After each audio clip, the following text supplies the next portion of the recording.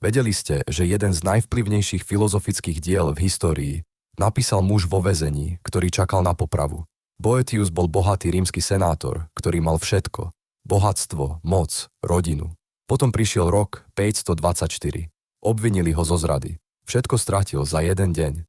V tmavej cele čakal na smrť, ale namiesto zúfalstva urobil niečo neuveriteľné. Začal písať. Predstavil si filozofiu ako múdru ženu, ktorá ho navštívila. Učila ho, že vonkajšie okolnosti nemôžu zničiť skutočné šťastie. To prichádza len z cnosti a múdrosti. Hovorila mu o kolese šťastení, ktoré sa stále točí, o rozdiele medzi pravými a falošnými hodnotami, že porozumenie božskému plánu prináša pokoj. Boetius napísal Útechu filozofie vo svojich posledných mesiacoch.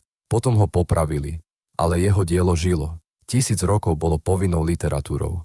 Ovplyvnilo Danteho, Tomáša Akvinského, nesčíselné množstvo mysliteľov.